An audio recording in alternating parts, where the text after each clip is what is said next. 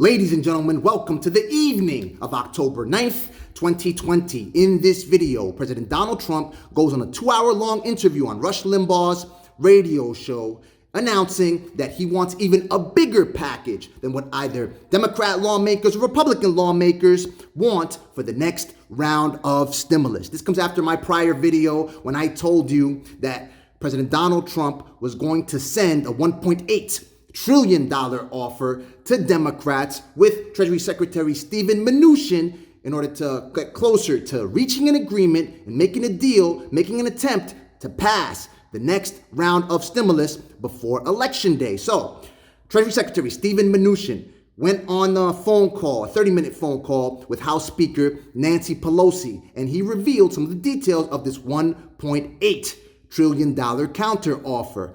According to sources, the administration is calling for $300 billion for state and local governments. This is good because this is up from the $250 billion offer that the administration laid out last week in their $1.6 trillion offer. Now, Democrats and the administration are only $136 billion away, ladies and gentlemen.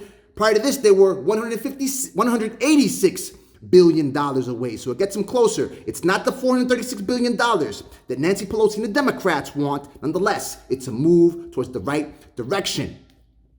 U.S. House Speaker Nancy Pelosi's Deputy Chief of Staff, Drew Hamill, wrote on Twitter today that Treasury Secretary Steven Mnuchin called House Speaker Nancy Pelosi to address some of the Democrats' concerns. Mainly was the absence of a national plan to crush the virus, and that both sides would that Democrats would await language on a national plan to crush the virus and other provisions while negotiating the top line number, ladies and gentlemen. So, as you know, as per yesterday's video, I told you that Democrats held the press conference and they stressed the importance of a national plan to crush the virus through contact tracing, testing, and containment.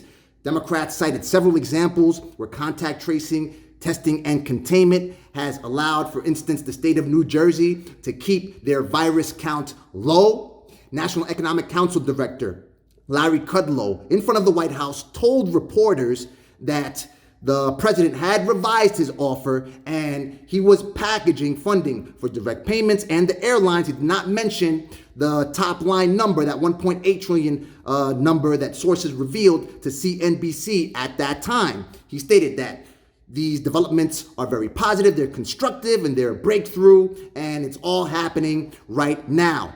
U.S. House Speaker Nancy Pelosi went on CNBC stating that she was hopeful that she would reach an agreement, and make a deal for the next round of stimulus with the White House. Nonetheless, the president has been inconsistent with his feelings in regards to whether he wants another round of stimulus to ultimately be passed. She stated verbatim, "Now the devil and the angels are in the details. Part of it is about money, part of it is about policy." Nonetheless, she looked forward to speaking again with the administration and continuing negotiations because it is necessary to meet the needs of the American people. She stated that, "I hope we can make a deal, but the president keeps changing his mind." Nonetheless, as per my previous video, you know that Senate Majority Leader Mitch McConnell at an event in Bullitt, Kentucky, stated that he thought that it was very unlikely that Congress would be able to pass a bill for the next round of stimulus before Election Day.